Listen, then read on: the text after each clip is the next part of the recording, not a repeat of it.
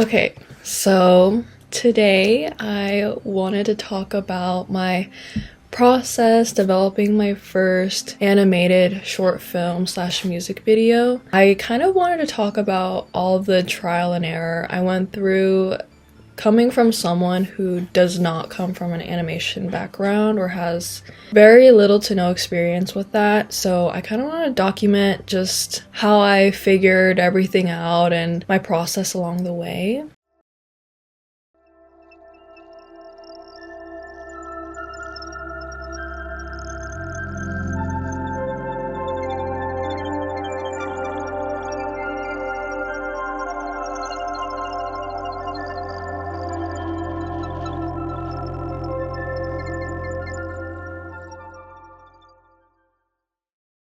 This whole film was actually meant for a class that I took during my last semester. It was a class where we were able to pick and choose the projects that we wanted to work on for the entire semester. Originally, I had wanted to make like a series of animated illustrations since I have like a little bit of experience just creating little clips, animated clips, and I can show like some examples of like what I mean by that. After I pitched my idea of just like doing individual animated illustrations, I got feedback that like it might be a little bit hard to imagine how people would experience that. After contemplating the feedback, I decided that an animated film would make the most sense.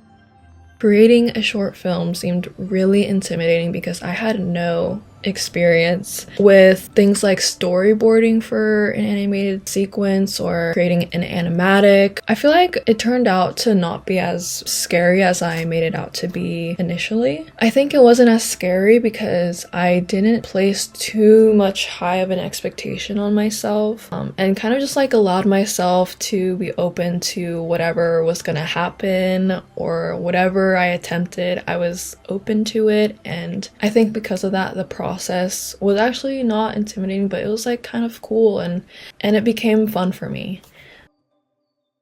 I decided that my goal was to animate a film that was 30 seconds to 1 minute long, just so that I don't end up with so much work that I can't take on. I decided in the beginning that it would be black and white to also save more time for myself. I initially wanted to do this whole film entirely traditional, but I did not have like a light box, and so I opted for like kind of like a mixed media feel where I kind of tried to draw everything traditionally and then kind of animate the things that I wanted in motion in Procreate.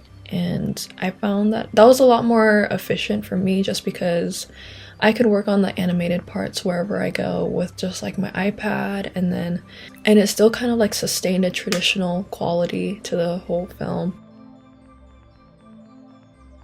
After thinking about the idea, I thought about what the story behind the animation could be. I chose to create a film about a character. Since I've been drawing from the past year, I think the first ever drawing I did was featured in my first sketchbook tour video. There's this like reoccurring character that I really like to draw that I think you could also see in just like the casual drawings that I post. She's a very familiar character to me, and ever since then I've created a lot of just like illustrations and concept artwork with this character. Knowing how much I love drawing this character, I was really excited about creating a world for her. She was kind of created from a lot of mixed emotions to give more like context about her. I feel like she represents kind of a lot of anger and resentment because of all the horror in this world, but she also represents a sense of perseverance, I think, despite the horror. I hope the perseverance and strength that I try to draw her with comes to the surface. All the disturbing parts of the film, I want to capture an underlying perseverance. Yeah, so that was kind of like the basis of the whole film, and I kind of just went from there. So after establishing the story and concept, I started to do a lot of research and took a lot of inspiration from films that I really love. Some of the films that I kind of researched and took inspo from were a lot of traditionally animated films from the past. I wanted to create this as traditionally as much as I could. The films that I took inspo from were Metropolis, Akira, Belladonna Sadness, Alice in Wonderland, Kite, Yoshitaka Amano's 1001 Nights, and some films that really stood out to me were, I'm not sure if I'm pronouncing his name right, but Sabin Belasa. He does a lot of animated films that are just oil paintings that are animated, and I think seeing his films, and then also I watched an experimental film by Aquarix Uno that I have a DVD of. I was gifted a DVD of Aquarix Uno's like animated film that he did, and it was really interesting to see how he used like stop motion techniques with his drawings, which I thought was really interesting. But those two films by those artists really opened my eyes to what like animation could be outside of what is just commonly known. Sabin Belasa, he has a lot of just like short films on YouTube that you can look up, and I can like link some of them in the description if anyone is curious. But yeah, those two experimental films, they kind of like made me feel a bit less intimidated, because a lot of the films and animated films that I know of are very just like intricate and complex and very technically advanced. So I think watching more experimental stuff that isn't afraid to play and like experiment, I took a lot of inspiration from, and it helped me a lot throughout the process. I started to move on to the more technical parts of creating this, which were beginning some rough storyboards, which was definitely a trial and error, and I wanted to show a couple of preliminary like storyboards that I did, and I feel like it's interesting to see like what I kind of intended to animate and bring to life but didn't get to.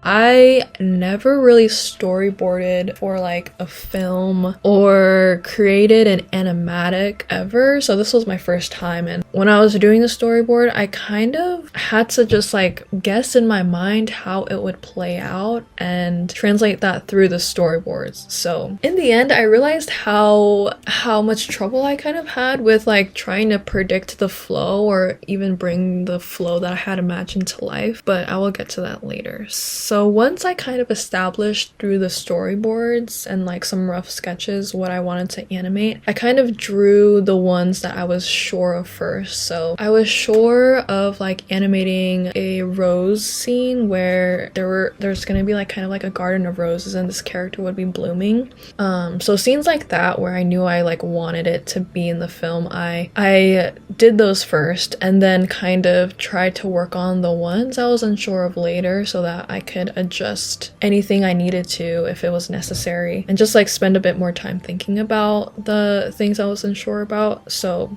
I just drew all the backgrounds. All the city backgrounds were very I think the very first one that I attempted did not make it in just because I didn't really love how it looked or was drawn. This was like the original like drawing that I did, and then this was like the one I kind of changed it to and replaced it with. The drawings of the city were definitely like drawings that I had to like practice to get the hang of the look and feel that I wanted.